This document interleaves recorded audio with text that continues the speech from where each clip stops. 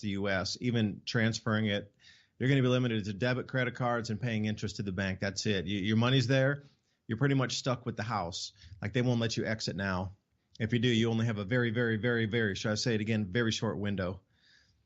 So anyway, it's great Friday, sunny today.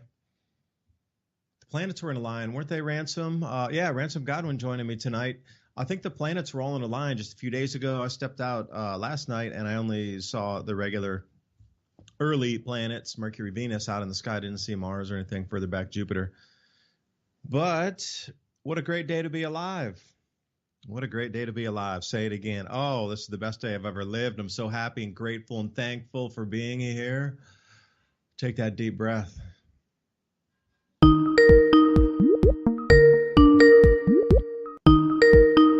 Oh, I need to Ransom. Sorry, man. I need to add you into the call.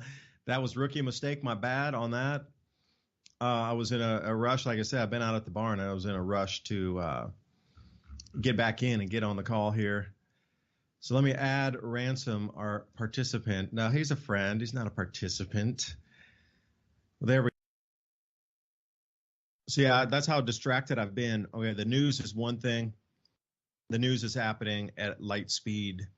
But in the real world, you know, this getting through the day to be able to get the tasks done, to be able to produce food and keep up with it.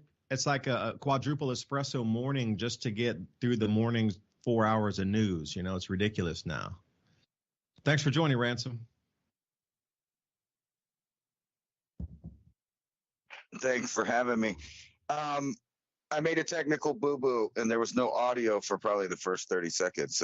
And I was wondering if you could repeat that. I heard it, but no one else did. Oh, I'm just busy right now trying to get life for myself ready to produce food and produce overabundance for others. I'm out with my trees, pruned them. We're trying to bend down the branches to get more fruit production. We got whacked at the knees on the blossoms coming out from the last cold spell. So hopefully we can get, hopefully there's a few, flower buds left in there. Leaves are coming out. Focusing on fertilizing, like trying to figure out new areas, plant new blueberries. Amish Farm just opened. We bought a bunch of plants from them. But then at the same time, need to keep up with all this ruckus going off across the planet. Getting stretched thin. I came in late tonight, so welcome.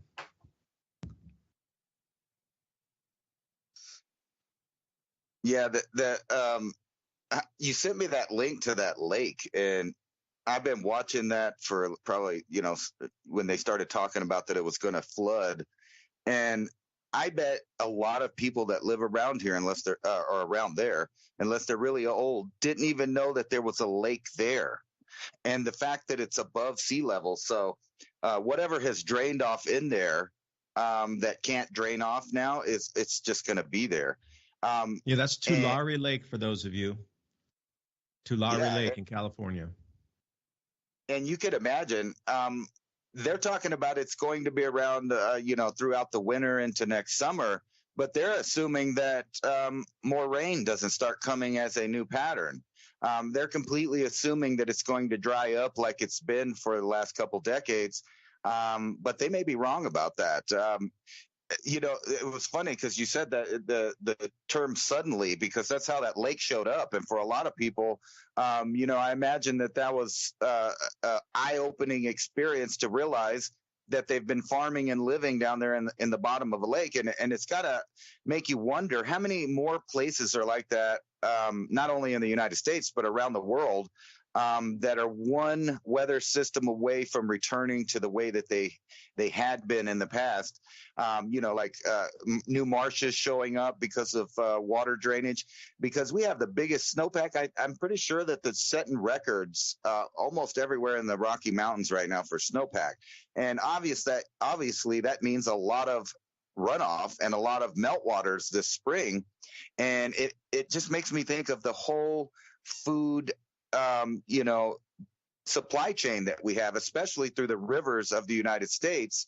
And we talked about that whenever we were talking about how the grains were, just laying out there and wait till spring flooding. And we're about to get that. we're about to get a bunch of tornadoes, not an excess number of tornadoes, but enough tornadoes and damage that the global warming hacks will be pushing. Oh, look at the storms, like they do every year, and trying to convince people that, they're the cause of it. And the more and more weather phenomenon that happens, you notice how no matter what happens, they always go with the idea that man created the scenario, no matter what it is, no matter which part of a cycle you're in, no matter how many times something has frozen or thawed or flooded or caught on fire, they will say that the new, event is because of you and man. I mean, they're not letting go of this idea of blaming human beings for everything.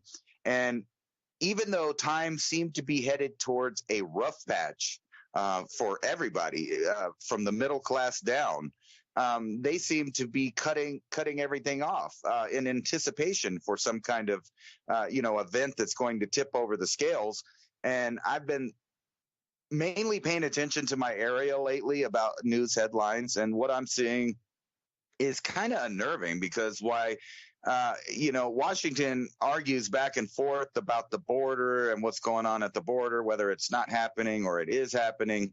It doesn't take too much research to figure out that over the past 20 years, an excess of 20 million to 40 million new people have arrived in the United States and Canada, and they're coming more and more at a time. And just the other day, a big fire happened in Juarez, Mexico, which burned up a bunch of migrants that were being held there by the Mexican authorities, and they lit the thing on fire and tried to riot from the inside. And they killed themselves with a fire that they started as the guards just kind of walked away from it when the flames were going everywhere.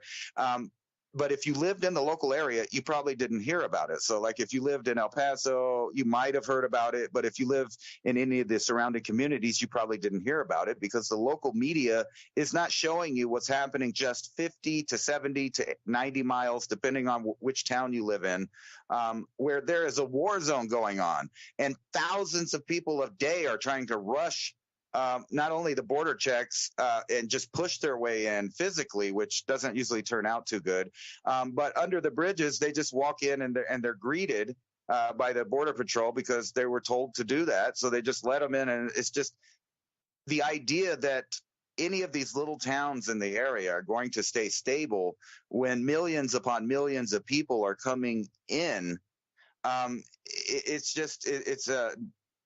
It's mind-boggling, the fiction that they're telling the people that live there.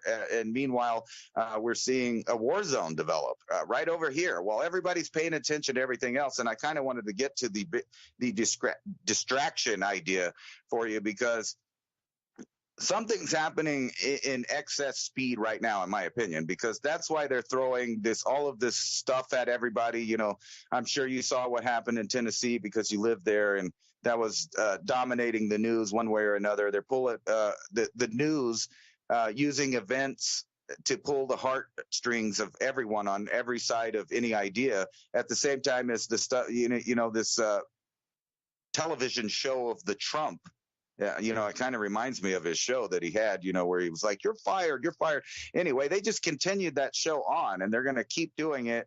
So in the backdrop behind the war headlines of Ukraine and arresting former president for the first time in history, you got to know something big is happening behind, the soap opera-like headlines that are across any news outlet, including the ones that are supposed to be giving you, not so distributed information, I've noticed have toned down everything, and everyone is scared about the censorship.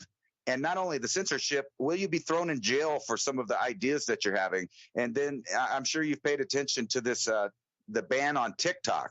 And when you look into that, that's nothing more than another opportunity for our own government to find out how they could spy and track everyone. And then we have to deal with food prices just climbing seemingly for no reason. And with all of the stuff that I learned from you about markets and food, which I want to let you get into, about how everything is just decreasing.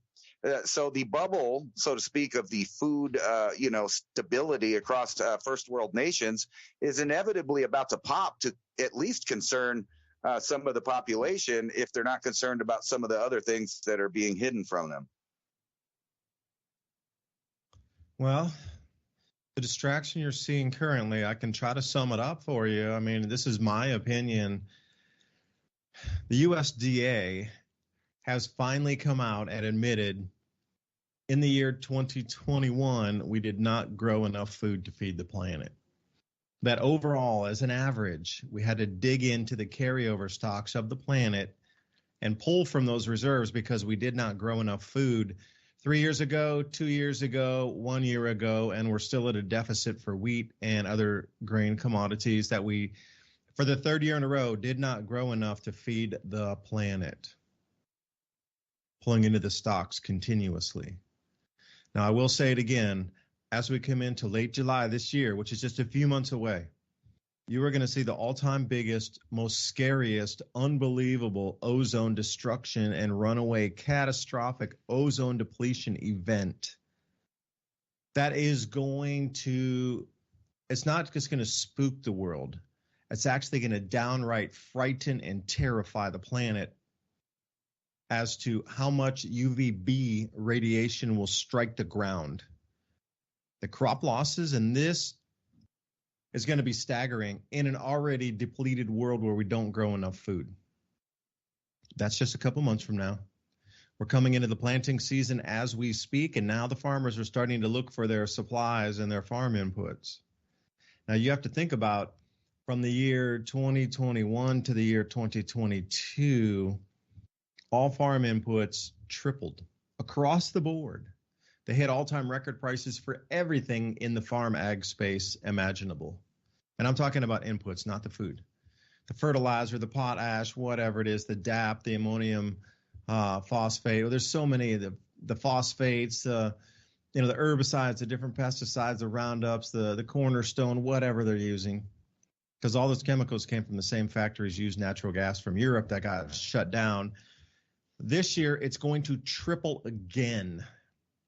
The farmers are out looking for their fertilizer, and some of these prices they're throwing in the towel.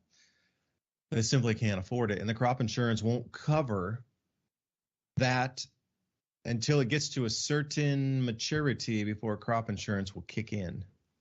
So a lot of farmers aren't willing to take the chance on paying even a 2 or 3x increase from last year to the all-time record highs prices coming again for all farm inputs. But the crop insurance from the USDA, again, does not cover them until it's planted and emerges.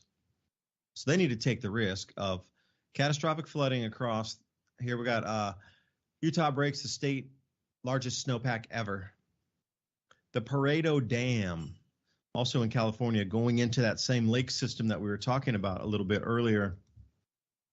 The Tulare Lake, every single feeder into that lake is overtopping, and all 7 or 8 of those dams and reservoirs are using their emergency spillways because so much water had come down. That's why the lake's filling up. Everything that's a reservoir up there is on emergency spillway. Think Oroville Dam. And they've diverted everything they possibly could into the rivers, and it still was overflowing to start to flood major areas and also every single smaller town. So what they decided to do was cut a hole in the levee and let all that water spill back into the lake to contain it. They think it may dry out, but if we're looking at such disruptions already this early in the season, and another 2 or 3, 4 arc storms are lined up to come in from Asia here over California over this next, say, 3 weeks, there's 4 more storms of equivalency of record rains coming in a row. This thing is going to continue to fill. I watched the most amazing, deep dive into it. Blanco Rio, who I'd followed from the Oroville Dam days, he pulled up some maps, and the last time the dam was filling this quickly and reaching peripheral areas of where is that? 1876. So I'm going, that's a long time back. That's 150 years back.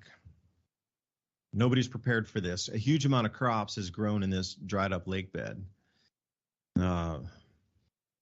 when we start to see this catastrophic losses of food, once people understand the UVB radiation, the crop loss in the southern hemisphere, the tripling again of farm inputs, and then the loss of our California grow zone, at least the predominantly vegetable growing in these same areas that are flooding now, that probably won't dry out for years, plural. You need a distraction from that. So as Ransom and I had talked about, they were going to pull the plug in demolition of the economy. Okay, that's in play as we speak. So you know you're getting close. There's only two things left that can happen. Okay, the continued implosion of the economic system is going to distract you from the food shortages and the non-availability of food. Now, so far they're framing it as there is exponentially rising food prices because of the war, this, the drought there, this, that. Once the world understands, and I say this, like people are starting to wake up to the economy about that. Just the average person is waking up to the plight of the economy. When the average person wakes up to the plight that every single year from this point forward, we're not going to grow enough food from the planet, and we are pulling out of the carryover stocks for the last 3 years in a row because we couldn't refill them. And at some point, that goes to zero. And after that, really, is all you grow is all you get for the year. There will be no more pullout from carryover stocks because there will be none. There's going to be mass global starvation. That is way scarier than a controlled demolition of the economy to switch and move all of the wealth over to a new system. It's nothing more than a transference. So if you're out there and you're worried about this, protect yourself. It's a transference of wealth. There's nothing organic happening with this economic contagion right now. It's all planned. It's planned to move the wealth, natural resources, and anything of value out of the Western world and redeposit it over into the new emerging economy, which will take off like a scalded dog for 80 years. That's what's happening. So if you just look back through history and go, gold, silver, food, medicines, tradables, tools, gee, that's the things that have been used time immemorial. Now you're going to need to protect them. You're going to need to protect them. That's the only thing. If you know, you can clearly see the blueprint. Now, I will say one last thing, Ransom, here.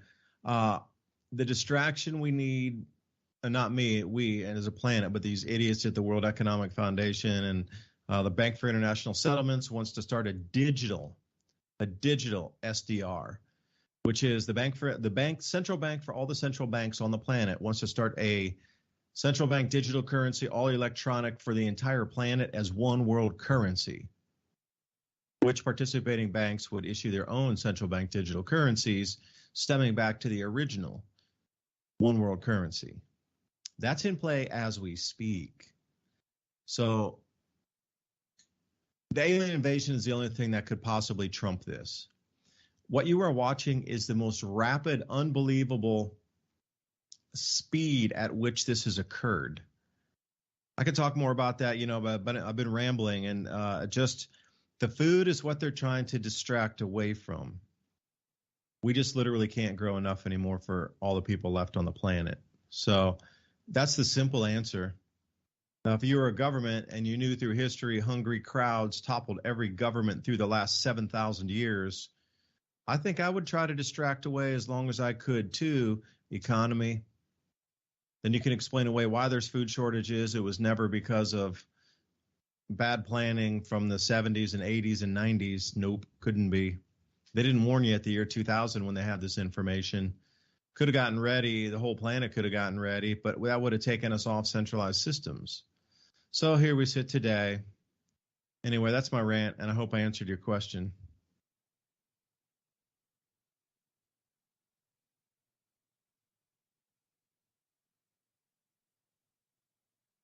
Well, Ransom, I'll wait for you to come back again here. Sorry, I double tapped mute. Oh, you did? Okay, mute. Bring it on, man. Lake Basin's filling. We're wasting time. Right. I was gonna say it's all in your face about the digital currency and how they're planning on popping the dollar. Almost every headline's talking about either the strengthening of the BRICS nations coming together to try to offset the petrodollar, and then I'm seeing, you know, all of these countries that traditionally did business with the United States and Britain and other countries now making contracts with China, like Saudi Arabia. They're ready to fill the pumps. They're ready to help China become the next level economy. And I know that China is in trouble right now. So when I see all of these deals being made, it makes me wonder if actually they had already planned for bad times just like everyone else, and for them to be one of the world leaders at the other side of it. And I always wonder how much gold they might have over there. And you're seeing that across the news headlines too. Gold gains as banks buckle again and more dollar dumped. And here's one right here. Wow, if I would kept it open. Reopen my tab here. It's talking about Saudi Arabia, you know, planning on being the world's largest crude oil exporter, but they're not going to be sending that oil to us. It's going to China.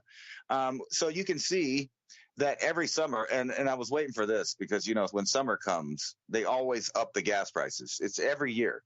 And this is when you get that Walmart effect. If you've ever noticed the rolling back prices scam at Walmart, basically what they do is they slowly raise the prices all year, and then they roll it back to just a little bit higher than it already was. And they do that with the gas every year. So I'm waiting for the next excuse to roll out in the headlines of why the gas prices are going to skyrocket. But at the same time, it's becoming obvious to anybody. I mean, you can go article after article. Food prices will rise again in 2023, putting more pressure on families while their money continues to decrease in value. And then why California's floods are jacking up food prices. There's one that's already linking the current floods to why there's no food. And if you remember just a few years ago, they were blaming wildfires for why they couldn't do this or that. And it's like a steady stream of excuses of why the downgrading of civilization is happening. And what used to be incremental seems to be all at once now. Bangladesh journalists charged over story about rising food prices. So you could already see different countries starting to lock people up for telling people what's going on. Food prices are expected to rise more, and the cost may be too heavy to bear for many. And always in every single one of these articles, which I'd like to get to, is the climate crisis. And they're saying it may undo last century's achievement in curbing extreme hunger. So they already have this ready to roll out, why that humans ruin the earth. And now, you know, every storm and every tide and every, hot day that's a degree over any record somewhere, they'll be shoving it in your face as proof of why you can't eat and why you can't turn on the lights and why your money's not worth anything. While they build this new system that they're obviously about to transfer all of the wealth over to, and that's why you keep seeing banks failing. More and more, they're trying to give a reason why that they're going to, depending on which country it is, either switch over to the brinks or put all their faith into a centralized digital dollar backed by, of course, the central banking cartel or the reserve banks, if you want to call it that. Here's another article. Brazil and China signed pact to abandon the dollar. The two BRICS nations will now reportedly trade in their own currencies back and forth. And you see this across the board. So is the petrodollar or the American dollar ready to finally pop? Lots of people that have talked about economics, and they're not even using other factors. They were only using the factor of the Federal Reserve Bank and the entire system of centralized banking, that the bubble would pop eventually. But now you're seeing all of these other indicators that they are ready for the proverbial bubble to pop. And then what happens to people's savings and the worth of their money? For all of those people that were planning on retiring or doing this or that, they're going to find out that their money is not going to go as far because basically the wealth of the wealth behind the money is being slowly transferred or turned off completely by obvious design. And I'm wondering at which point will people stop paying attention to the kind of fake left-right paradigm, fake wrestling soap opera type news and information, and start actually thinking about ways to combat obvious planned attacks on the food for everyone.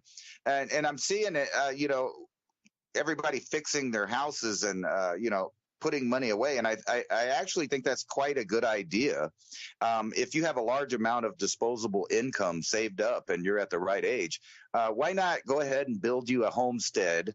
And while you're doing that, go ahead and update the style of living to where if the lights turn off or the money's just worth nothing overnight, you're going to be fine because you've already, invested in lots of seeds and ways to grow food where you could just walk outside and get some food, even if it's food that the masses don't recognize. And we've talked about this a lot of times, but at what point do the general public realize things are falling apart, and how fast will that weigh on their psyche as far as bizarre behavior? Because we're already seeing a lot of bizarre behavior in society right now. Lots of fights over ideas that really have nothing to do with feeding mankind or helping mankind. But those are the debates that fill 100% of the time and the mind of the masses. And, while I'm over here thinking about how I'm going to plan out an entire summer of food and where I'm going to put it, how I'm going to put it, how I'm going to make sure that it's safe and all of that. Other people just don't have that on mind. And they think that their jobs are secure too. What happens when all of the government employees that work for the government, which is a large portion of our population at this point, can no longer draw wealth from the middle class? What happens to that? That's a lot more hungry mouths to feed. And we generally just think of poor people. But what about all the people that just don't produce anything? And then when things come to push and shove, how do I say it? Their career really doesn't fit into the real world when it comes to filling bellies. Yeah. What would be good skills to have to be able to fill your belly? Because I'll just tell you from my own, I'm putting some extra accommodation out on the farm because I want to start getting some people out here. But if you are, at one of the professional levels of a career and you've never lifted a shovel, unless you're investing, then you have nothing of a skill that we would need. The only thing we would need was be more finances to build more and buy more tools and, like you say, solar panels and these kind of things to get ready for power outages and be able to be self-sufficient, have more people living out here to be able to, provide security for us. But the skills we're going to need are vast and many. Think 1860s, pioneering lifestyle. If you're a blacksmith, welcome. If you know how to do woodworking, I'd love to have you. If you know how to do woodworking and you know how to garden, sheesh, he'll feed you up and you could stay forever. It's like these kind of things are going to be the skills that will take us through. You don't need anybody with the warning of another deposit run here. So Barclays Bank is the next one that's having a deposit run. And I saw all through the news the last 2 days about banking CEOs blaming the people for taking their money out. Bad mismanagement of bank. But see, the culprit is the American person who had money in the bank. They moved their money out so quickly. How dare they? Because it's actually not your money. You're an unsecured depositor in the bank. So please remember that. You don't own that money. You give the bank your money, and they classify that as an unsecured loan, which they may decide to pay or not pay back. You gave them the right to hold their money in your behalf. You have no claim to it. You have a claim to it unless they say no, and then you're stuck with the house. And all you can do is use your credit card and pay interest. You can never pull it out, and you're just going to use it until it dwindles to zero. And they'll probably try to charge you a fee to turn off your credit card. Barclays is another bank run happening as we speak. So the more bank runs they are, because everything is happening so much faster now in real time, Now, I get it, what they're trying to talk about. Yeah, people can move money out so quickly with the flick of a finger. You can transfer $1 million with the press of a button in 5 minutes. Why shouldn't we be able to do that? Well, if your bank's so poorly mismanaged that people on Twitter and Reddit can figure out that your bank is insolvent and about to collapse 2 weeks before the regulators from the Federal Reserve or the CFTC or any kind of administration will find that error, and why, social media should not be 2 weeks ahead and also then be the one sounding the trumpet of an insolvent bank to pull your money out. The people at the speed of light that are following these conversations, pull your money. I think you should. Get it while you can. You realize that they're not going to give it back to you. So now what the whole talk is limiting what you can pull out of your bank per day. That's called capital controls. Think of Cyprus, because I have a friend of mine, Constantine, who I chat back and forth with, and he is from Cyprus. And he was telling me all the stories of the day. He's like, David, I tell you, I could only get 20 euro out sometimes, some days. Sometimes they would raise it to 40 euro, but I could only, a very wealthy person, very professional, trades metals, and was limited to 20 euro a day to pull out of the bank. That's the kind of things that are happening. Again, it's all because there's not going to be enough food. And, gold, you mentioned gold, like how much gold does China have? Currently, everything that is publicly reported go 4x.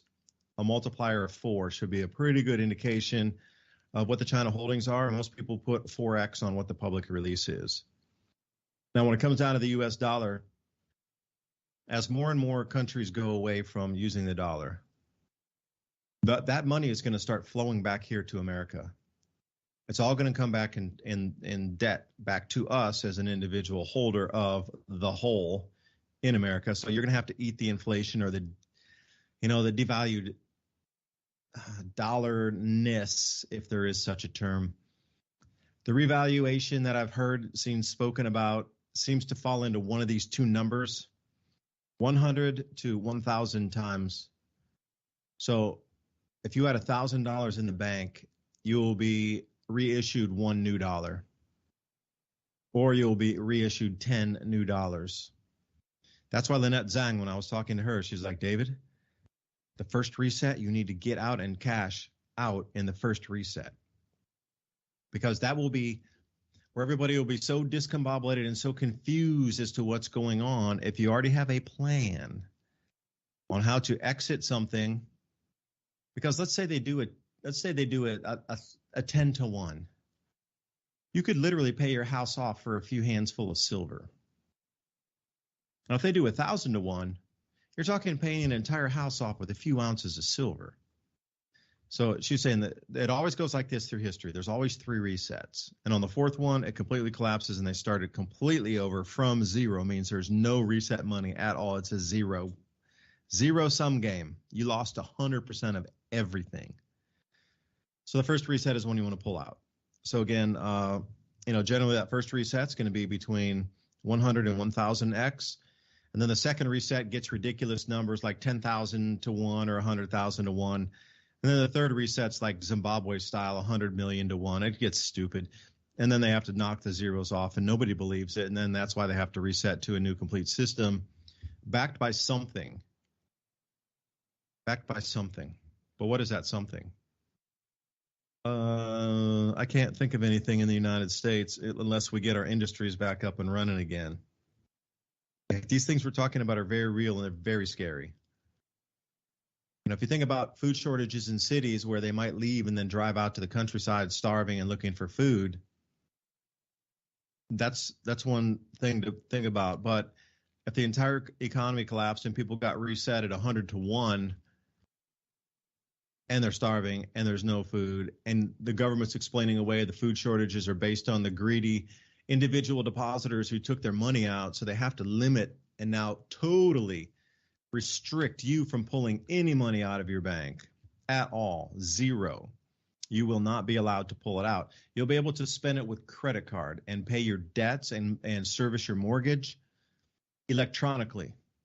You will not be able to transfer out. You will not be able to hit the ATM to get your money. In the beginning, this is what I was told also. They will allow you to have capital control pulls between $20 and probably $50 a day in the beginning. But after that, there'll be another crisis and it will go to zero cash. You will only be limited to electronics, however that pans out, unless you have barterables.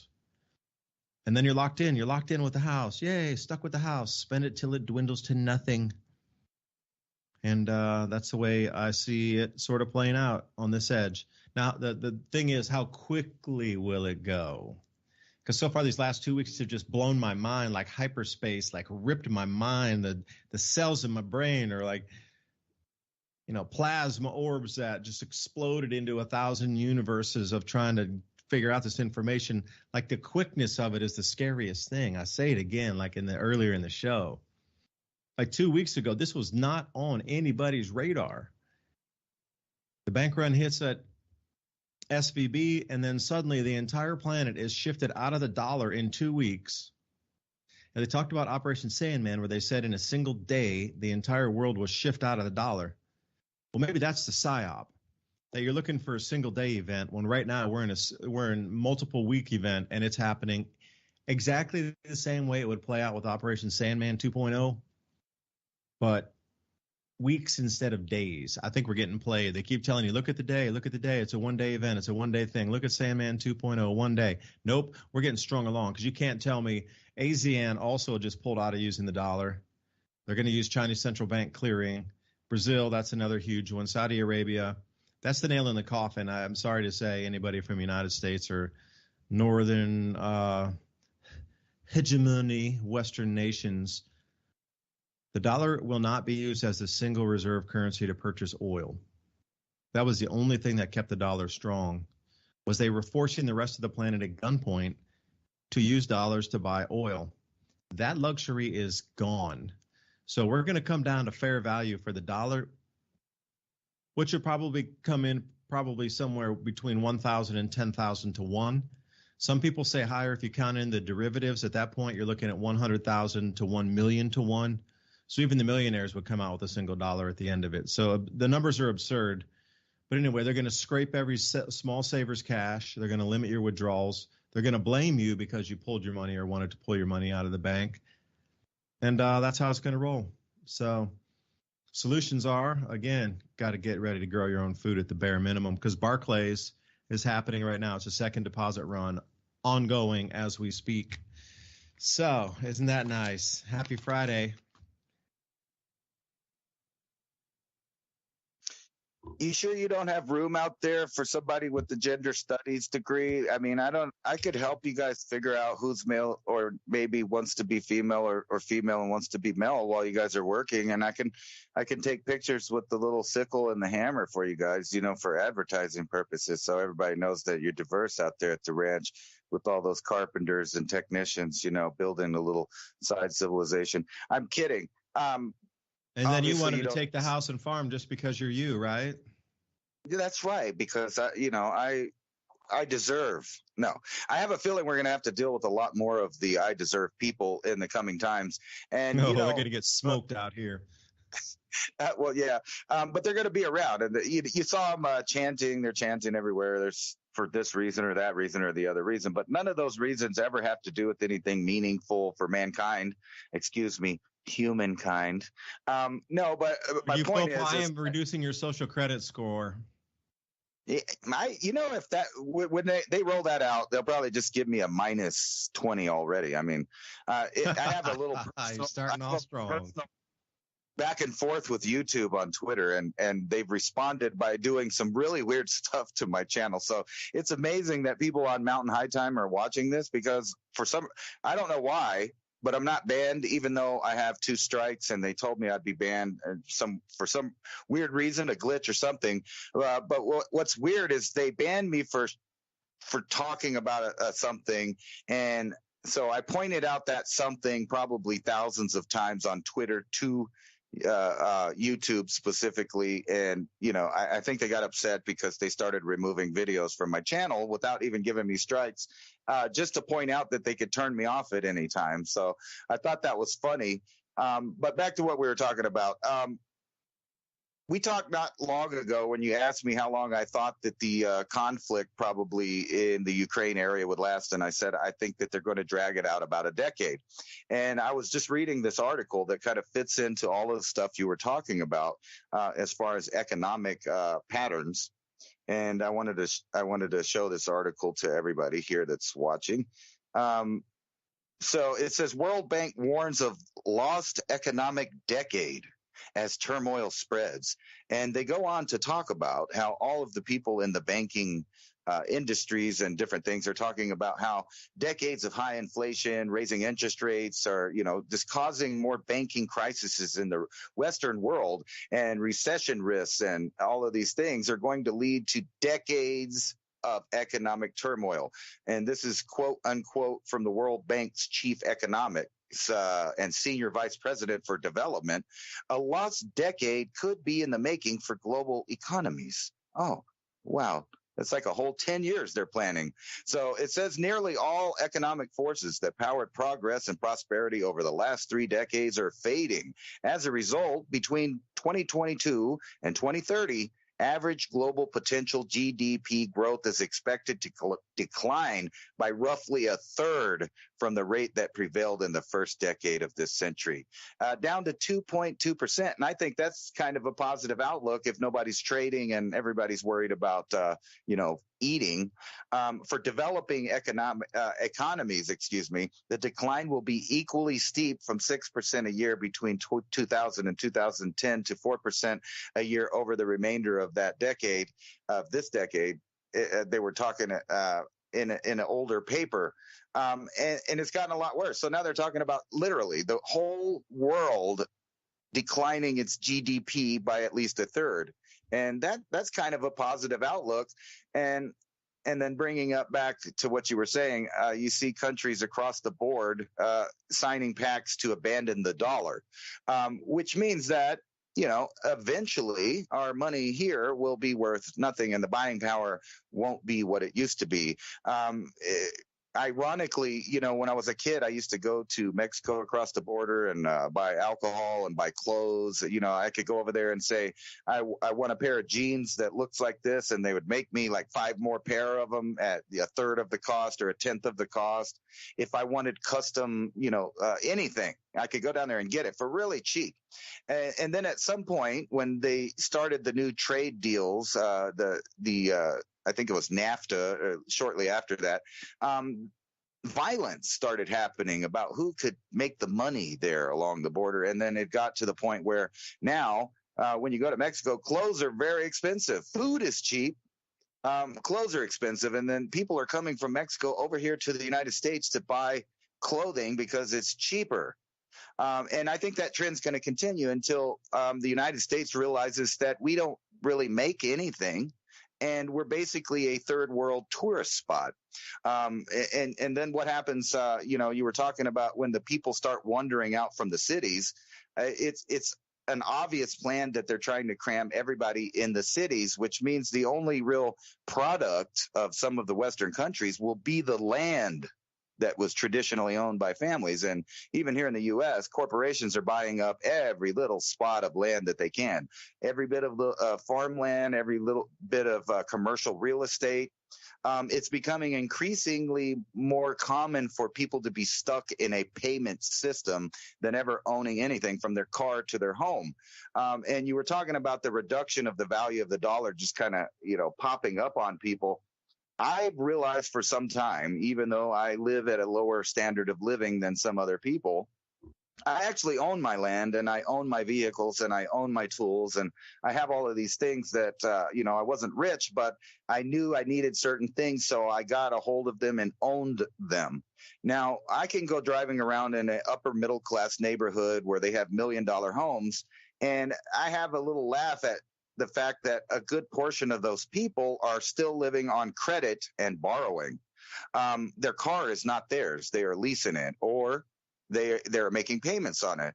Their house is the same way. Either, they are renting at a really high month-to-month rate, or they're making payments on that home to own it because they didn't actually have the money to afford the standard of living that they're trying to perpetrate. All of those people are going to be in the same boat as all of the poor people when events like this happen.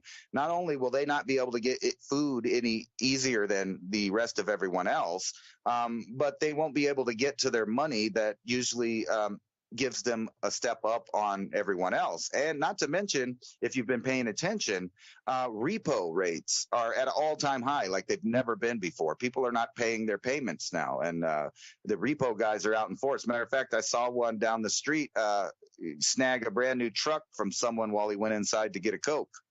It was kind of hilarious because he came out and, he just saw it driving away and just kind of rubbed his head because he couldn't do nothing. Guess what? That guy probably is going to have a hard time going to work now. And he's going to have a hard time coming up with even more money. And the fees from the government are not going to go down when the standard of living for everyone becomes harder to deal with. Instead, they're going up. Like just here in New Mexico, all of the fees that allow you to drive on the roads, own property, licensing, etc., all of that's going up. And at the same time, there's no jobs for anyone. But don't worry about it because they're opening up dispensaries on every block. And also Planned Parenthood. So not only can you sit around and not have a future, but you can be lethargic while you do it. Now, I'm an advocate for the plant. I like the plant. It's got a lot of uses, but it seems ironic to me that the legalization finally had some leeway at the same time as the economic situation is going to collapse. And I see people giving away every dollar that they got because they really don't have that much money and they work at a job that's probably not more than minimum wage, and they're spending a portion of their check on that. So it's become the new liquor store, and the entire environment in almost every little town, at least where I live, is the majority of everyone is poor. And they're never going to own land, and they're never going to do this. So what happens to those millions of people, like you said, when the food runs out and they don't really own their property or their property's been taken away by the bank? These people are going to be increasingly volatile and feel like that they've been robbed, even though they kind of helped perpetrate the system that's collapsing because of behaviors that we do. So there's a lot of blame on, say, the American people for the way that things are turning out because we've allowed this incrementalism to destroy all sense of sovereignty and rights.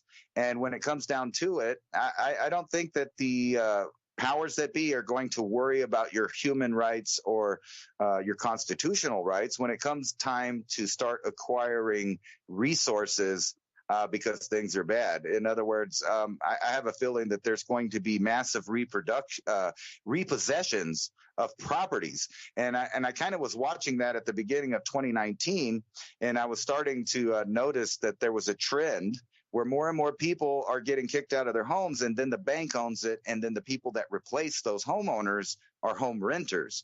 And the same goes for businesses, small businesses and stuff. Most of the time, they don't own the business, the property, actually, that they rent every month to do it. So when these dollar problems start happening, you're going to see a chain reaction unlike anything we've ever seen before, where small-time America, mom and pops, they've already been hit hard over the last couple of years. But what you were talking about with the reduction of actually the money in the bank when they change over to a digital system, a lot of people are just going to be left out because the transformation of wealth is already been it's going to be taken, and they're just not going to have the availability. And not only that, there's not the excess cash out there. And I saw one of these slides. I was showing it to everybody that you sent me that was talking about the criminalization of using paper money because they were worried about money laundering. And I brought that up last week. I've been seeing a lot of counterfeit stories, meaning that it seems like there's a flood of reasons why they need to destroy paper money or money that the government can't keep constant surveillance on, because that's what we're talking about here. When you have your own paper money at home, or your own resources, you can do just about whatever you want in a barter free market system with other people. But once all of those dollars are stored away in a digital mainframe somewhere. Every single dollar is tracked, meaning everything you do is tracked. And that kind of circles around to this new idea of what they're trying to get in to protect us from Chinese spying on us by them spying on us. And that's what this ban on TikTok's really about, is another in a long line of government expansions of power. And all of these correlate to the main population of our nation not having any power over their future. So if you do still own your land, don't let it go. It's time to turn that into a business of some kind, even if it's only a business that supports you and your family. And that's what you were bringing up. It's time to grow food. And you've been preaching this for years already. And I think people are starting to catch on that I'm going to say 80% of what I've talked, at least over the past couple of years, has happened.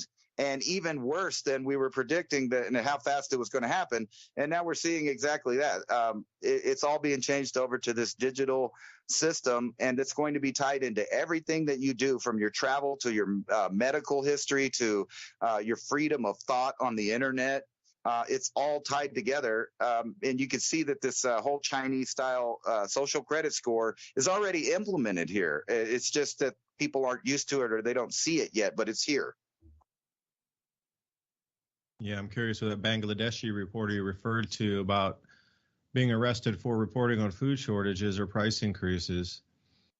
Like, everything's being centralized. So the whole scare thing of the bank runs was to get people from the mom and pop and the regional banks and the credit unions and take all that money over into JP Morgan. Well, that was causing a secondary crash. So now they said, we're going to insure everybody. Okay, awesome. But here's what happened just today. The money market, where a lot of big funds go to get billions out each day to trade and then hold on to it for 8 hours to use the money and then give it back. They're getting 4.8% for people to borrow the money on a short-term day program, overnight lending rates. But the Federal Reserve is giving 5%. So what's that doing again? That's taking all the money that would have gone over into money markets, and then that, 0.2% is now very, very enticing for those who move money for a single day. You're talking about an extra 0.2% on like $100 billion. That's millions of extra dollars. So think about that. It's all, and again, all this money that would be out on the stock market or in money markets, et cetera, is now flowing into the Fed to borrow their money because they're giving a better rate for it. It's a mixed up world. And, this hasn't really happened to the rate it's happening. And as the Fed continues to increase at a quarter percent, if they go to 4 or 5.25%, they're going to leave in the dust that 4.8% from the money market funds, and everybody's going to go to the Fed, because it's not just a 0.2, now it's almost a 0.5% difference. So the money is all being funneled into the bigs. And then once that happens, once all the money's funneled into the big institutions and they implement all these capital controls, at that point, then the reset will be on in earnest. Well, they're just converted over in a single night. We were lured into thinking that there would be a banking holiday and they would close on Friday so you couldn't take money out. We're way past that. They're going to limit what you can even transfer out digitally, and it's already begun. See you back in a couple minutes here. David DuByne, Ransom, Godwin. The United States Conversations, Revolution Radio, Studio A, every Thursday night, 10 p.m. to midnight. Listen to Revolution Radio at freedomslips.com, and we'll be right back after this message.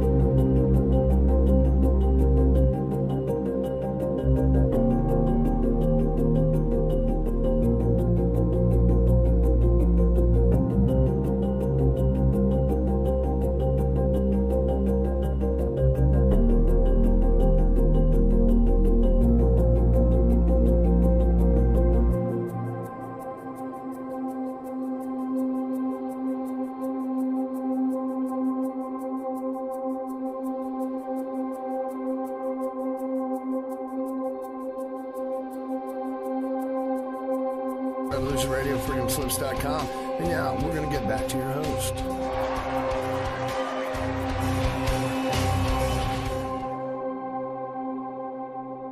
And welcome back for the second hour of Mini Ice Age Conversations. I'm David DuByne, right here with Ransom Godwin every week, trying to keep ourselves informed, and we're trying to share this knowledge with everybody else because we're all in it together. We're going to need solutions together. So let me talk here about the Amish. I just got their newsletter. They actually print it out and mail it to you in an envelope because we're part of their food buy club. Last year, they were really thin a lot of times. We haven't been going in, some time, but it seems like the food's back on the plate there because they were trying to allow the cows to rest because they're going to give birth, and they wanted to make sure the mothers had enough milk and they were not being milked. So what are you going to do? You're going to have to try to find an alternative food source. So I'll read you some prices, and then you see if this is in line with your supermarket prices. This is from the Amish farms, and you'll find a lot of buyers clubs and butchers clubs, this sort of thing, if you look for them. Non-GMO turkeys, $4 a pound dressed weight. So that's a good one. And then they have 200 to 300 pound pigs available, and those are $2.05 per pound. And what do we have here? 40 to 70 pound lambs. And what do we got here for the lambs? $3.65 per pound. And they also had some beef here. If you're going to get a 500 to an 800 pound cow, you were going to spend $2.35 per pound live weight. So you multiply that. So if you had a 300 pound pig, you need to multiply it by $2.05. Now keep in mind, you're going to get to keep all the innards, the liver, the heart, all these things that our grandparents used to eat that are thrown away. You never hardly ever see these in a supermarket, but you'll be able to use that to make your own sausages, the large intestines for all these, sausage types of things that you like to create. When you order a live weight animal, they will dispatch it for you, and you basically take the whole thing home with you, unless you ask them to cut certain parts off.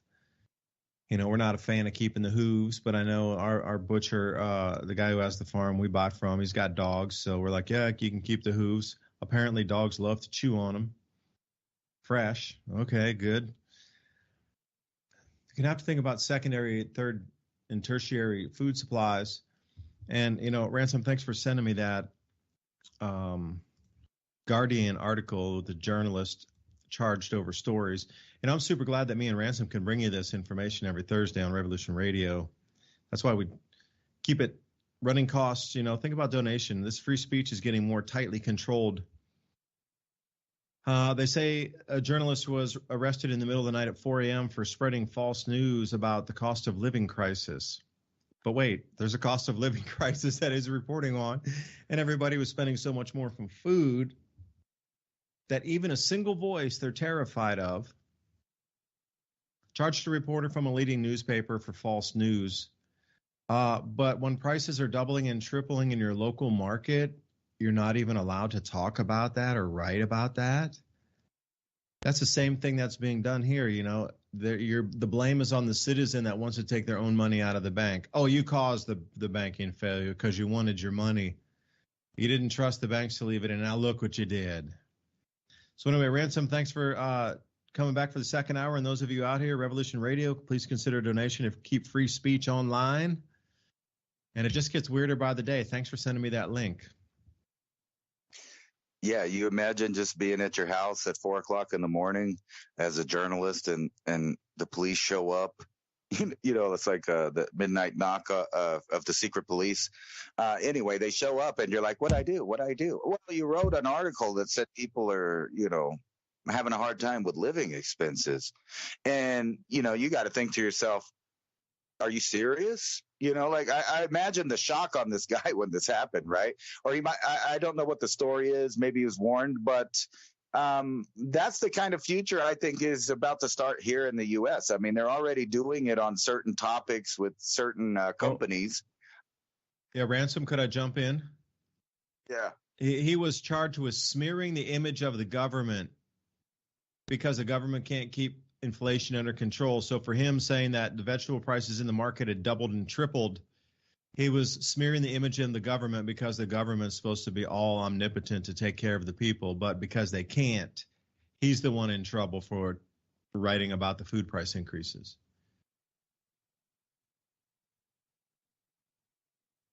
It kind of makes you wonder what, when I was saying that last week, that basically you can say anything you want in media or the social media companies or any of these platforms, unless there might be, in my opinion, this is just my opinion, unless there might be some really serious things going on and a lot of truth to what that topic is, because it seems like you'll strike a nerve if it's the exact thing. So it makes you wonder if you can just go ahead and track what you need to pay attention to by what's not either what's not being reported or who's being shut up and what are they trying to say. Like Julian Assange, the poor guy, I bet he never would have dreamed back in the day that being a free journalist in supposed countries that value a free press and freedom of speech, that he would have spent the last decade or so locked away for things that he told people. And it's not things that were untrue. It was the exact same thing as what you said. It embarrassed the governments of what they're doing. And right now they're being busted colluding with tech companies to suppress certain information about certain topics. So, in my opinion, this is just my lowly opinion as a peasant, but if you're telling the truth, it doesn't need to be censored. And kind of like Ron Paul said a long time ago, that if you have a good idea, you don't need to push it by force. So it makes you wonder, why the climate cartel, if you want to call them that, always tries to get involved with the country's governments to enforce their opinion on what's going on. And I say opinion because, I'm not a scientist and I don't have a degree at anything, but whenever I hear people telling me that the ocean's going to rise by the time I'm an adult, and then I'm an adult and I notice, well, the ocean didn't rise, but they're saying, well, wait a minute, it just hasn't happened yet. It's a little delayed, so it's going to happen when you're 40. Okay, I hit 40.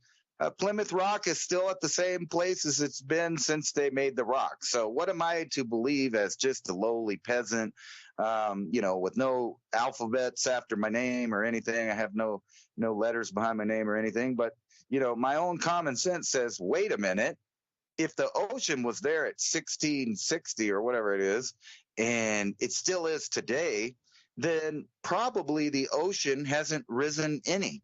And then, today I was arguing with people on Twitter about their global warming hockey stick presentations that they put. And I'm looking at the graph and it looks horrible. I mean, it's like all cool. And then from the 1880s on their graph, it's all cool until right now. And then the CO2 and the temperature just skyrocketing into space on their graph. And then I bother to look over there at the degrees that they're saying has changed. And what they're showing is a 0.02 to, or 0.2 all the way up to a 0.8 and then a 1. So in a sense, I don't know about you, but when I went to school and they told me, what's that number called that's below a 1? I think that's 0. So their graph basically shows a net gain of 0 degrees warmer than from 1880, yet they're using this graph as absolute proof that mankind is destroying the planet and we're all burning up. Well, how can you even quantify the number 1 and 0? Are you sure it's not 4? Because in my world, it can be 9. And, I can't believe you're going to bring the whole number thing up again. Didn't you know that you shouldn't ask a question and just believe the graph that was lowered in temperatures? That spike from the 1930s had been edited out. Well, until they got caught with the ClimateGate emails. Yep. We have to realize all that warming was coming out of what you referred to for the 1640s, the Maunder minimum. The coldest it had been in the last, 800 years. And it was coming out of that cold period, the coldest in 800 years, and we were coming out of that. And that's where you see those temperature rises coming in the 1800s. It dropped off for a sliver there in 1815. Not only did Mount Tambora erupt in then 1816 year without a summer, but the Dalton minimum was also ongoing during that time, which lowered global temperatures about 8/10 of a degree. And that was another natural cycle. And then from there, then it started to warm up. So we were already at a way negative anyway. I mean, you look at the medieval warming period, and it was, a degree warmer average temperatures than there are today. And anybody but would like to dispute that, I would like you to go to the GISS. That is the gold standard NASA data set for the Greenland Ice Survey Project. That was the gold standard above gold standards for global temperatures based on ice core data. Going back, 400 some thousand years. It showed the medieval warm period was warmer than today. And I just don't know how, even with that GISS model still out there and the original data that they showed, they didn't drive temperatures and drop them. They used the correct temperatures, but nobody in the academia world seems to want to reference the GISS ice core data set for temperatures and CO2 concentration. I just wonder why.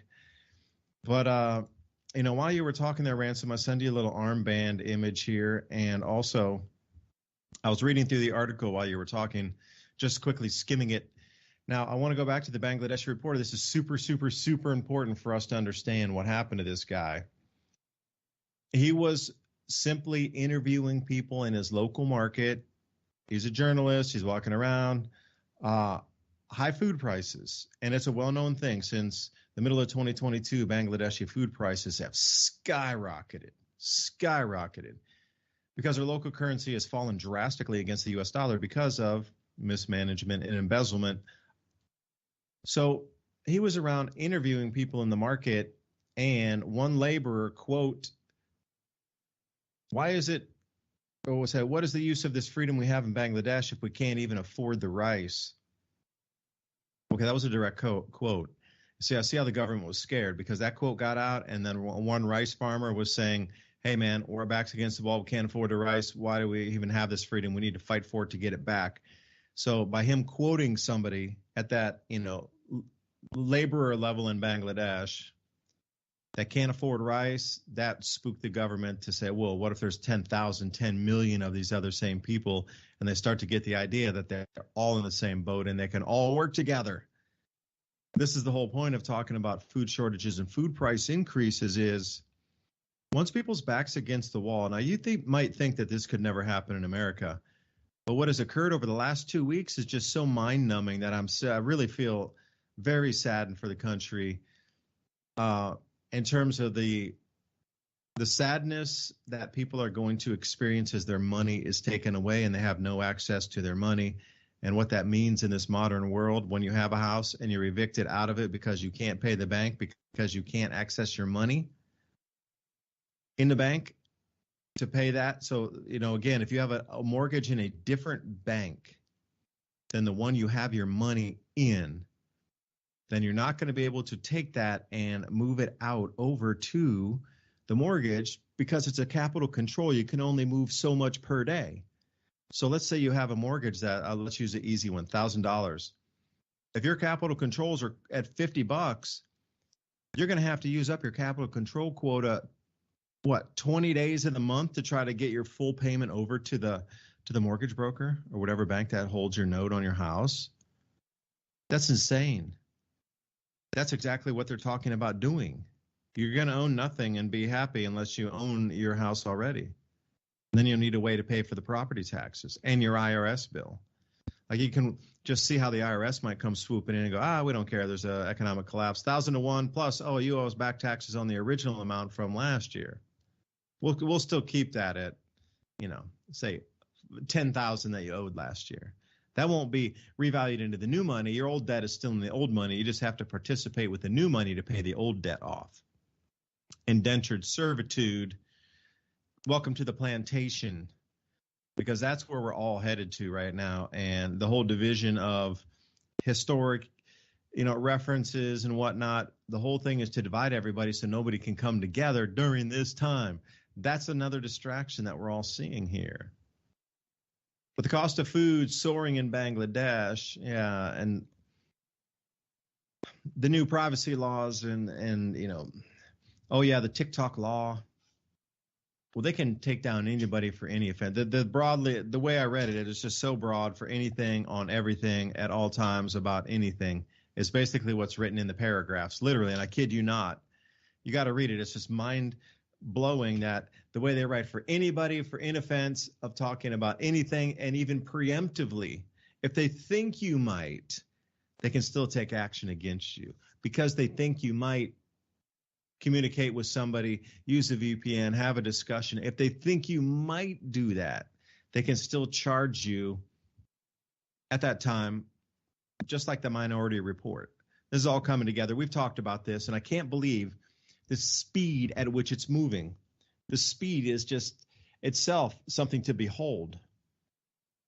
How fast the economic collapse is coming in tandem at complete censorship on the net, and being able to, like, you give you that midnight knock based on the censorship, based on the TikTok law, all at the same time, you're not going to be able to get your money out. So you're going to need to grow food. We can talk till we're blue in the face about it, but let me see here. Wait a second. The Amish also sent this. Here we go. If you have different ailments with your body, just tired and whatever, so let's go to the Herbal soak. They give you these different directions for 3 different soaks. So every Amish household has a bathtub. The Herbal soak, may I read to you, for those of you out there, please take notes, and you can listen to this rebroadcast on so many platforms. Thank you, Rumble, for joining tonight. BitChute, welcome. Vigilante TV, what up? Jeff, I know you're up at the ranch. Yeah, there seems to be a signal now. Jeff Berwick took off to his ranch too, and I'm not going to say the other person because I don't know if I could tell that they're up there. But there's been a fair few people that are putting their go bag in motion right now that are in the finance sector. And also I had a discussion with a guy that I know who might be running for office, so I won't say his name either, over in southern England. And they have started a community, and they bought a bunch of farmland together with a group of people. But one of their major investors in their farmland project was a banker themselves that they know since they were kids. You know, they all grew up in the same town. But he came back and he had a meeting with everybody at the farm. And he's like, if y'all have any money in the bank, you need to get it out now. And that was yesterday. So it's happening in the UK too. And then Barclays Bank going down. So we're going to need all these different kind of things to help soothe our bodies here. So the Herbal soak. Take one half of a cup of each of these: thyme, oregano, basil, lemon balm, peppermint, sage, eucalyptus leaves. Now these are all dried. Pack it in a 6-pot quart with a cover and then stew it for 20 minutes. Then add 1/2 cup of salt and 1/2 cup of red wine vinegar or apple cider vinegar, and pour it into your warm bath water and soak in for 30 minutes. Now, for me, that's a lot of ingredients. 1/2 cup of thyme, 1/2 cup of oregano, basil, lemon balm, peppermint, sage, eucalyptus leaves. I could see that. Those are very calming. Now, we have a detox soak also. And again, working out on the farm, already have had 2 ticks that we found in the last few days. I'm covered in cuts and scrapes from all the blackberries coming up that we're planting and things. So my, I'm cut up all over my arms, and you always got to wear safety goggles and things when you're working around dust because you're just going to get scratched on the face. Fill your bathtub with water as warm as you can possibly get it. Add 2 cups of Epsom salt for every 10 gallons of water. There you go. That's a super easy one. And the wood ash soak. Although I burned a bunch of paper boxes tonight, I wouldn't use that ash for this, just only wood ash. If you get burning any kind of papers that has wax coating on it or labels or anything, don't use that one. Or if you have any infections and sores, scrapes, cuts, take 2 gallons of water and then 1/2 cup of wood ash.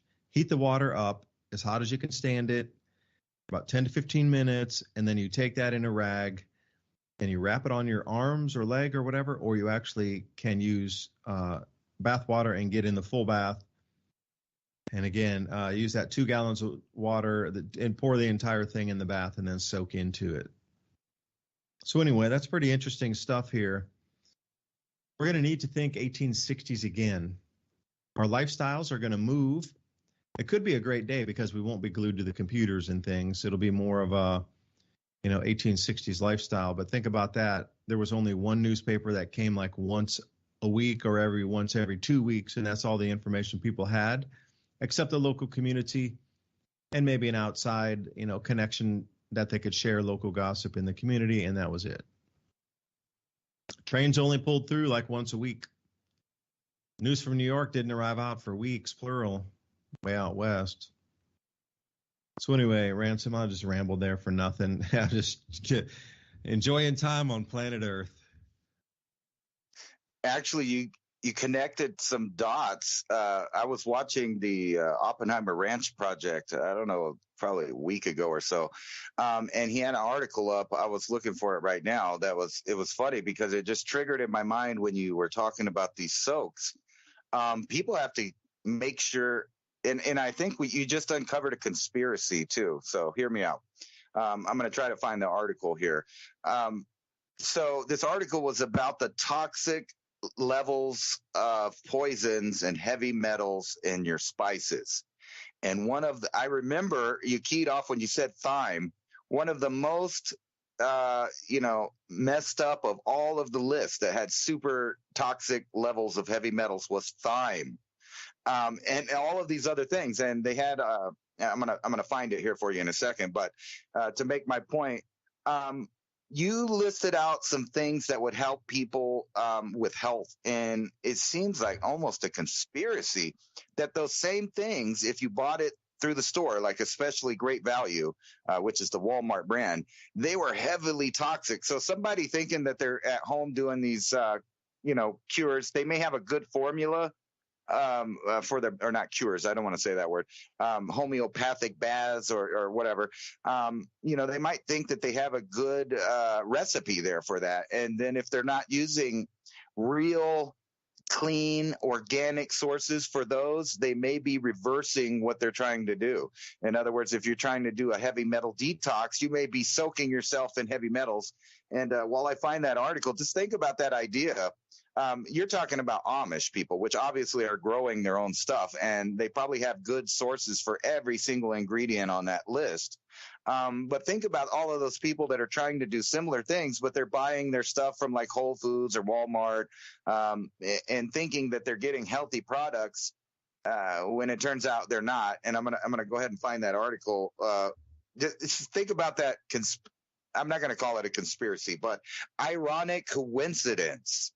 That some of the same spices and herbs that are used to chelate and remove heavy metals or, do some kind of health benefit may actually be one of the sources of the most toxic, available spices and stuff. That is what people were going to use. They would be doing the reverse of what they're trying to do. Isn't that bizarre? Here, I'm going to find that article to show people too. Yeah, because, what do you consider health foods also? What they do is the binders in a lot of these tablets and what you consider the supplements. Yeah, you don't want titanium dioxide in your supplements. A lot of these things, the cellulose as well, like your body, you're not a termite. You're not meant to process cellulose. I mean, you have to look at all the ingredients as well that are in the tablets for the binders and things.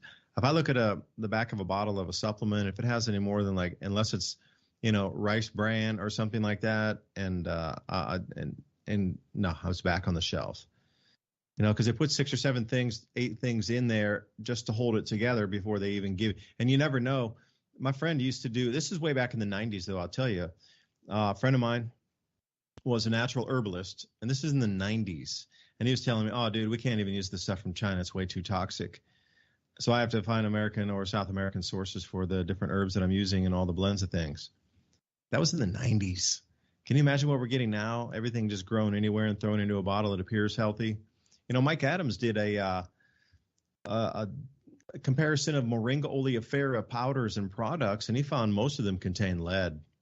Unless you're growing the stuff yourself, it's just there's going to be contaminants in it.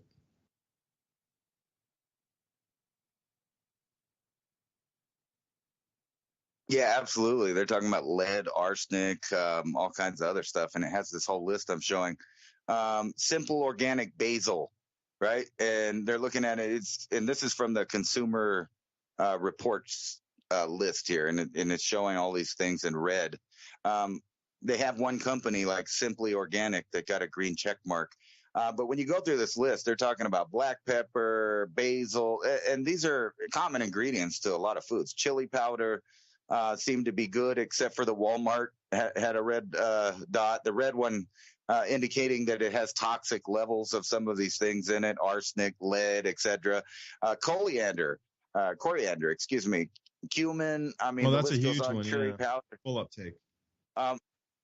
Yeah, where was it? I was looking at the thyme. Thyme is the worst one on the market. Even the organic brands have multiple red dots on them, meaning that they're even worse than everybody. These people, Happy Belly, that are selling on Amazon, they got 3 red dots. They're not one of the brands that they showed has a green dot on it.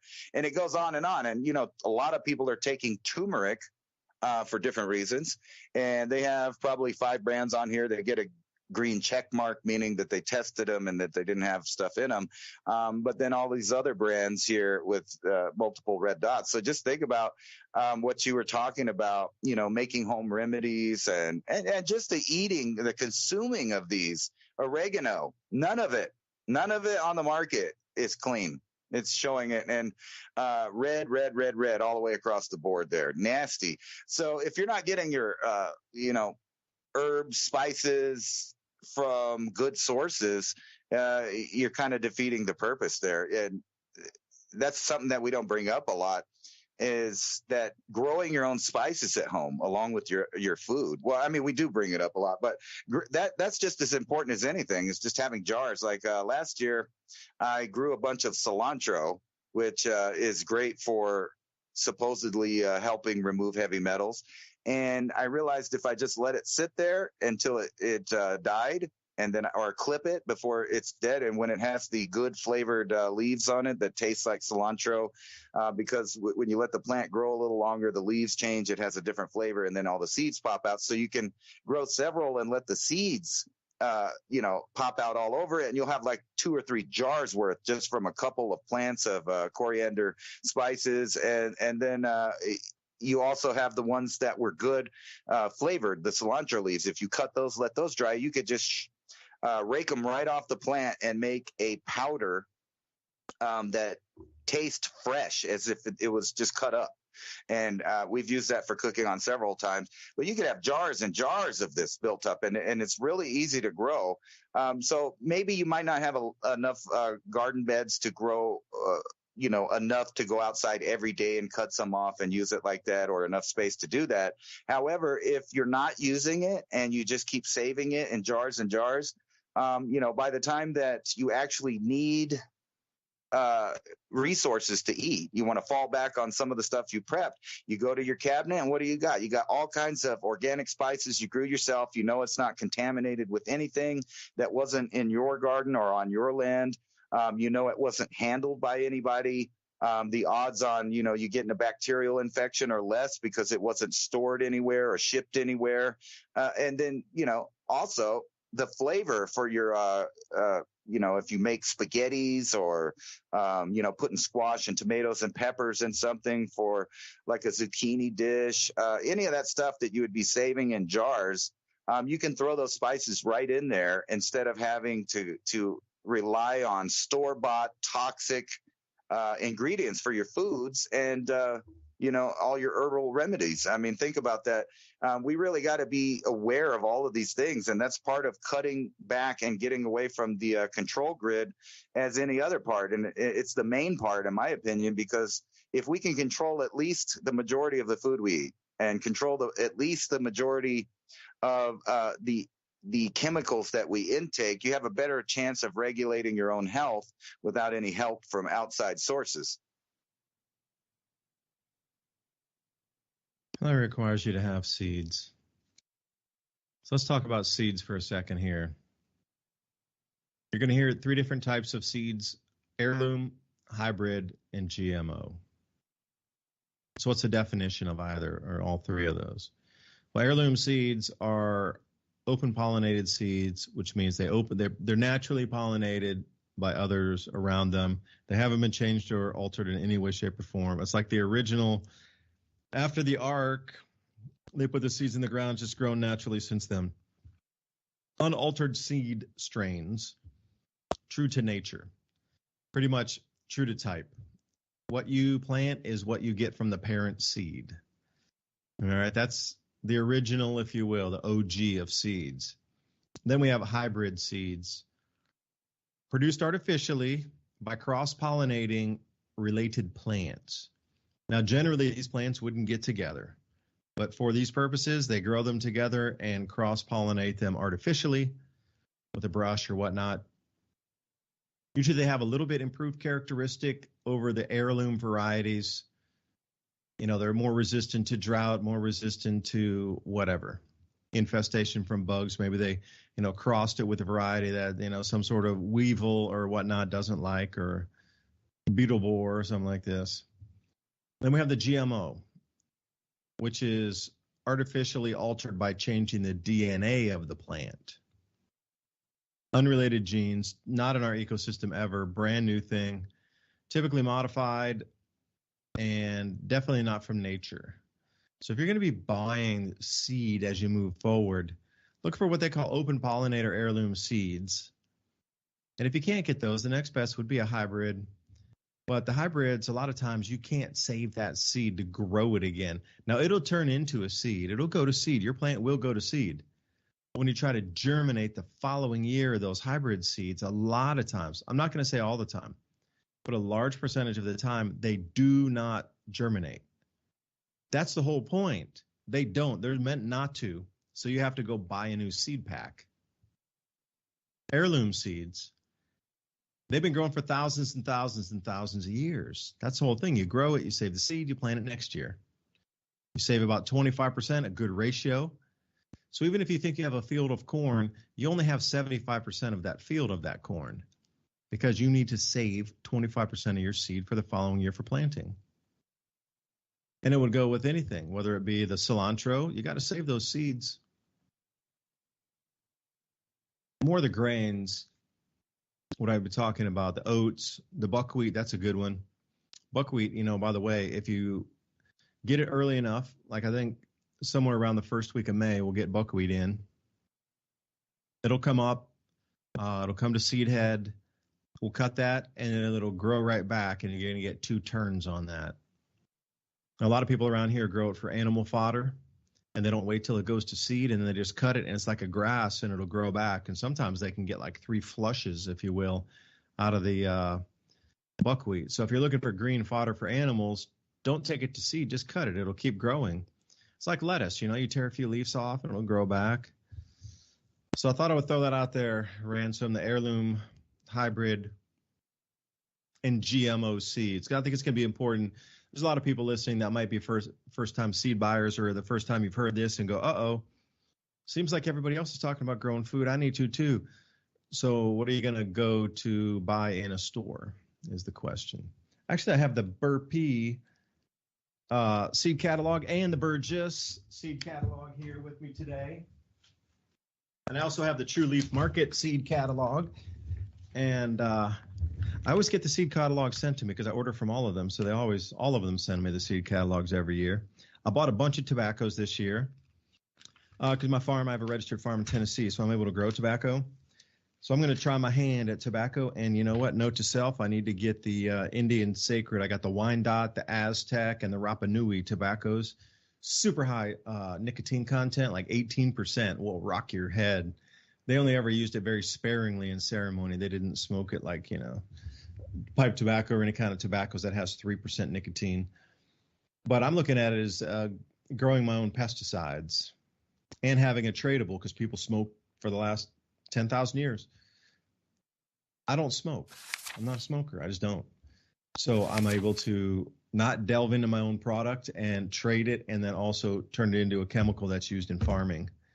So anyway, butterfly and hummingbird plants, white milkmaid plants would be a good one. I'm trying to look at the ones that are also flowers, that are also pollinators, that you can also eat. And then at the later on in the year, you can turn them into some sort of medicinal. So when I purchase, a lot of things need to have this same, like hibiscus is a good one. You can eat the flowers, you can eat the leaves as a superfood. Where a mulberry, all the leaves of the mulberry plant are a superfood. You just keep picking them, powdering them after you dry them, and you got a superfood. And then you got the berries with it too. So wherever I'm looking, I don't see plants anymore. I see food and medicine. Kind of changed the way I look at nature. But anyway, I thought I would share that with you. I was going to ask you if the front of that catalog has orange tomatoes on it. Orange tomatoes? No, this is the Burgess catalog that I'm looking at right now. The Berkey is in the other room, and I'm not going to get out of the chair and go get it. The Burgess Seed and Plant Company, in business for 111 years. So, they're pretty good with their stuff.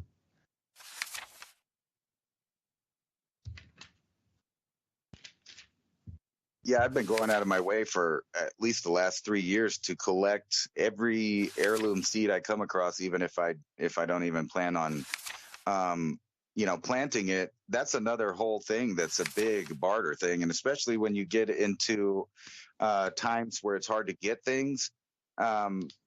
It's almost like having little bags of gold, really, right? I mean, having different kinds of vegetables, flowers, and things to be able to trade with other people, especially if you don't particularly like a specific food, but it's easy to grow where you live. You can grow that food and easily trade it for other kinds of food that you do like to eat. I mean, because it happens every year now that I've got into this.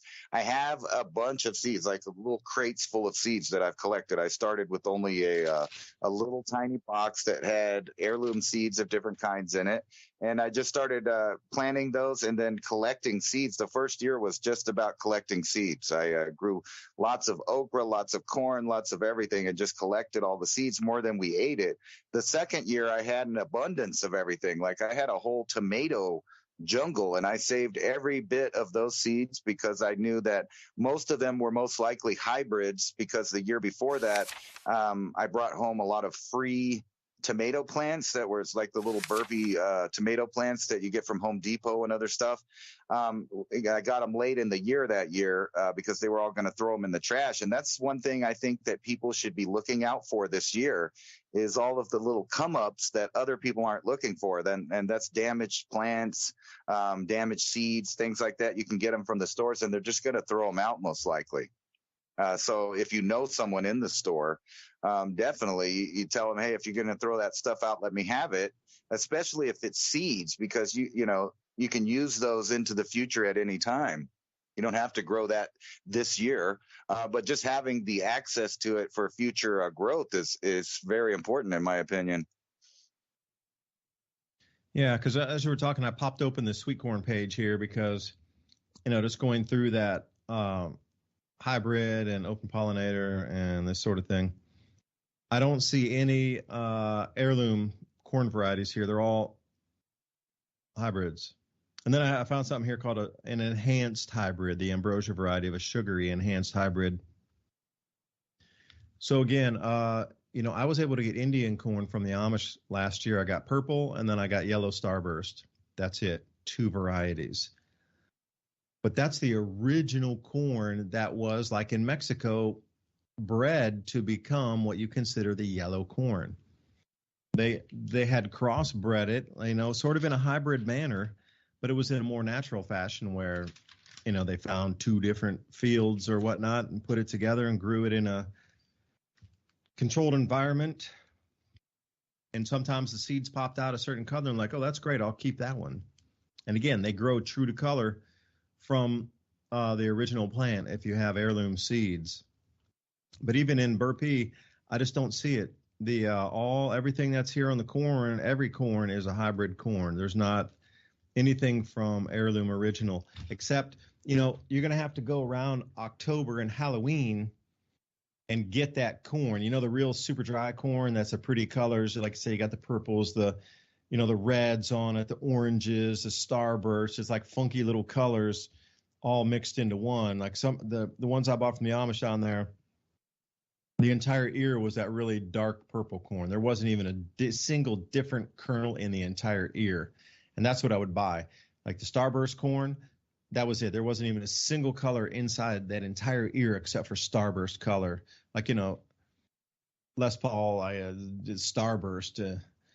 It's exactly what it looked like on each kernel of corn, like a starburst electric guitar. Wow. And the tomatoes are no different. I don't see any heirloom tomatoes here.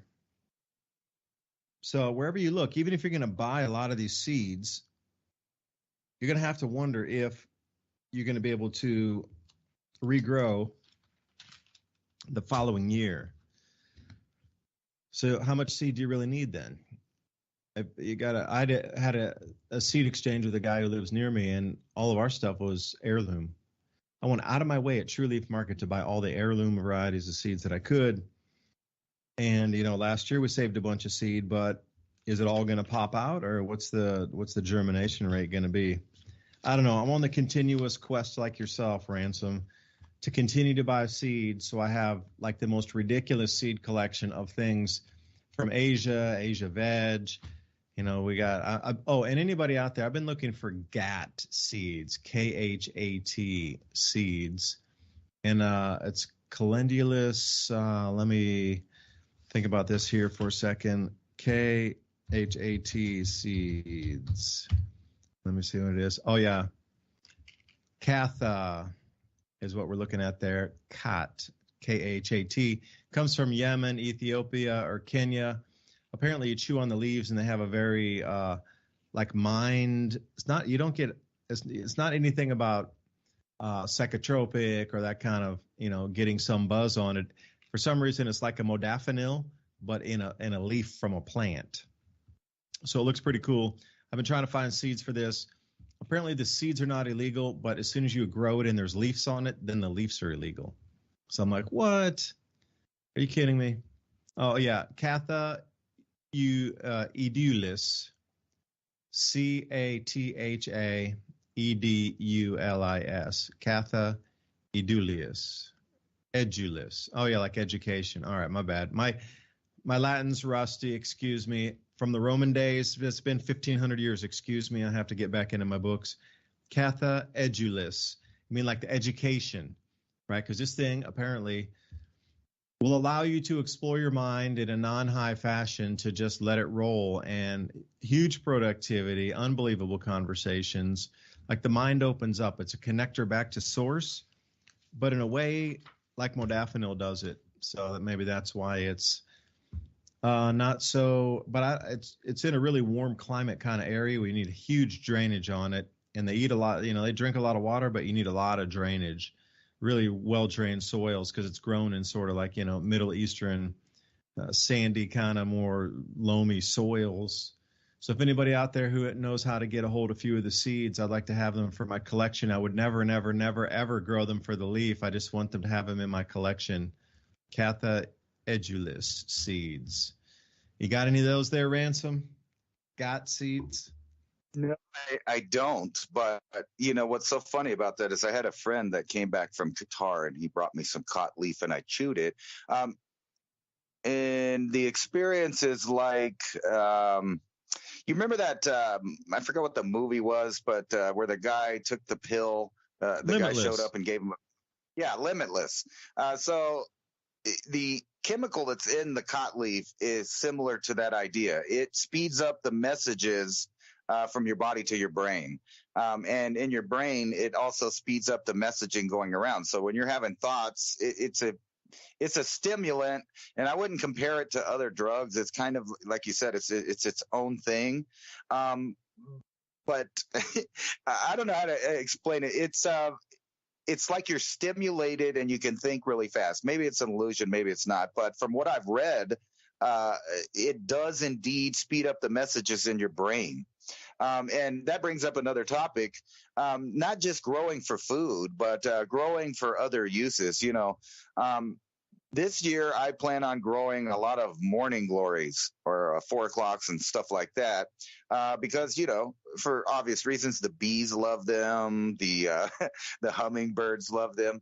But every once in a while, some of these plants produce some cool compounds. A lot of the nightshade plants make certain compounds, and I'm not telling anyone to use the compounds, but like you can. There's other sources for things like DMT that are not illegal.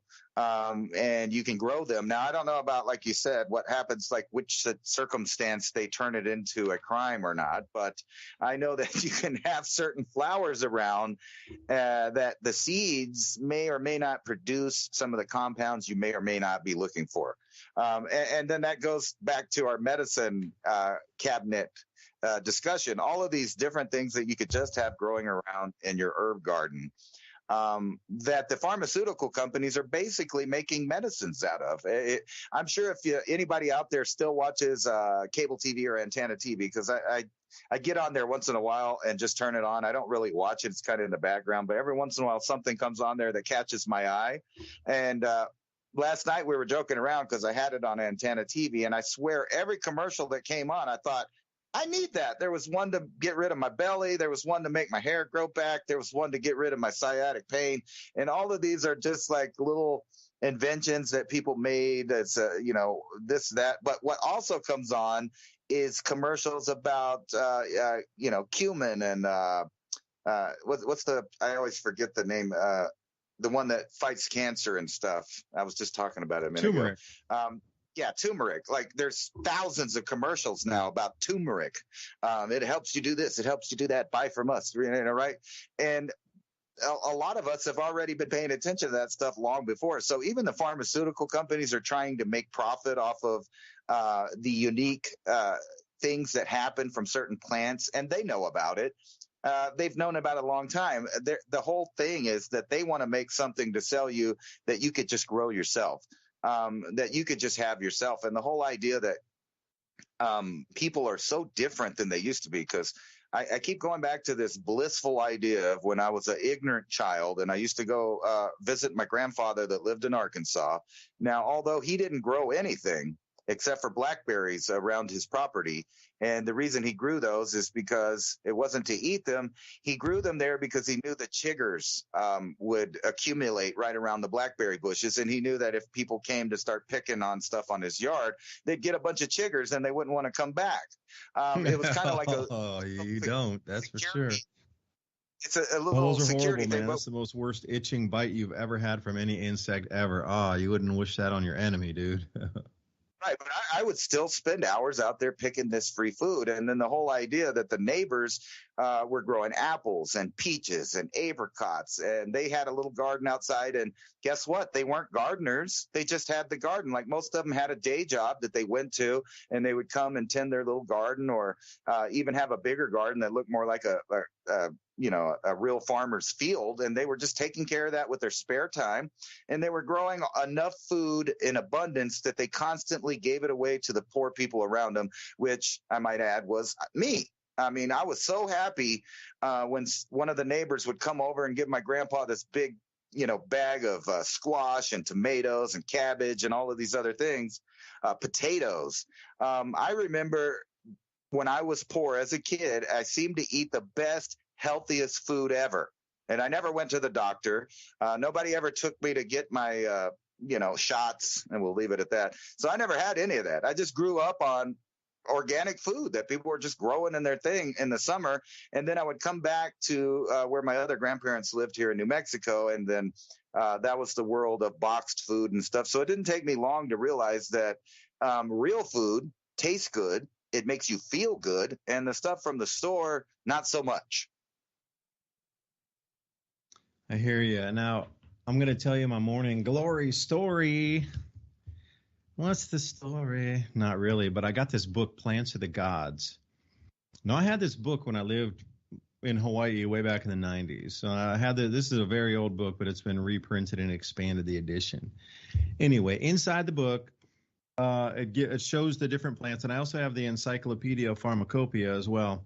Well, it shows you the sacred healing properties, hallucinogenic powers of all these different plants on the planet. Well, this one, Plants of the Gods, goes into the ceremonial usage as well as how to prepare it if you find the plant. So anyway, Morning Glory was super easy to find. In Hawaii, it grew everywhere.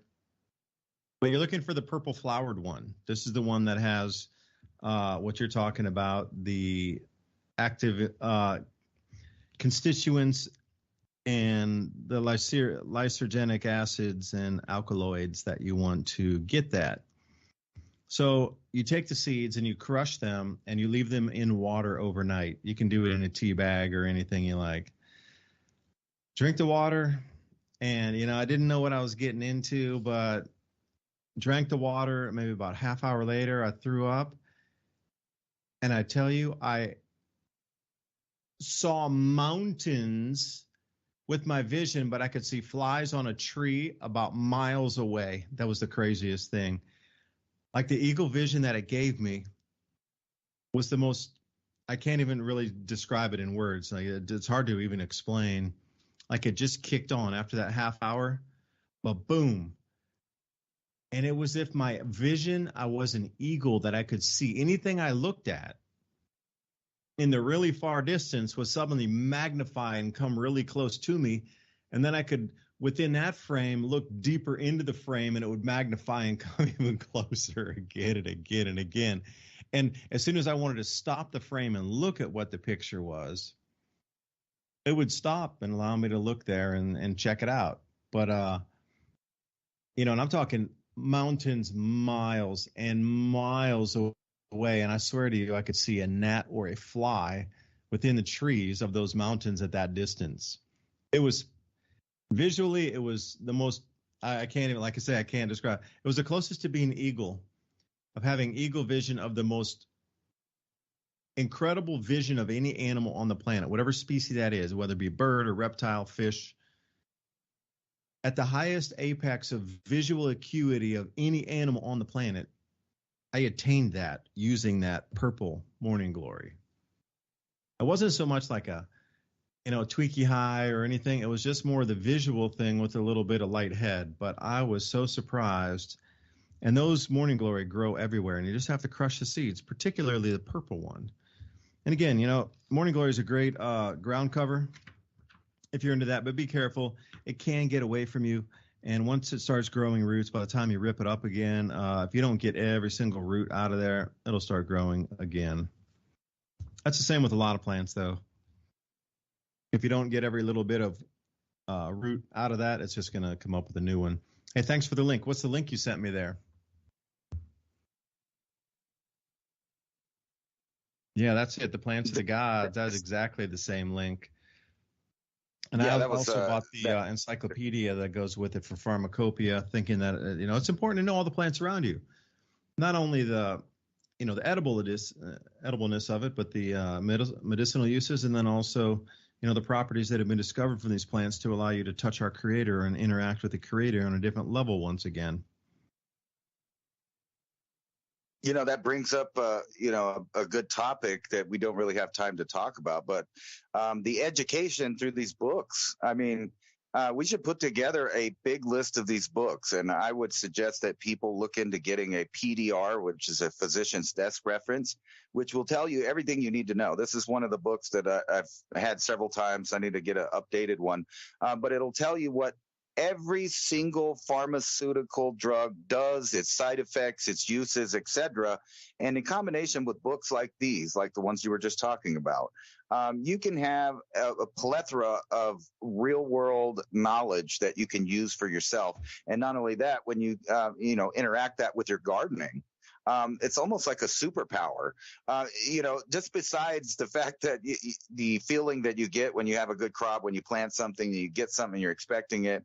And you were speaking of those corns. I have that same trip every time I unwrapped a ear of corn. I was waiting for this magical little experience. And every single time I got one with these unique patterns and stuff, because what I've been doing on my land is I've got collections of heirloom seeds, and I've been mixing them to try to get different, traits out of them. Green ones with Hopi blue with the star pattern, so I could get, some green plant-looking symbols. But anyway, that's a great topic that we should do on one show, is how much knowledge can you acquire with some simple books? And those of you looking for the mammillaria cactus, remember to boil the skin, not the inner rubbery bit of the cactus. We'll see you next week. Thanks for joining David DuByne, Ransom, Godwin signing off here. Solution Radio.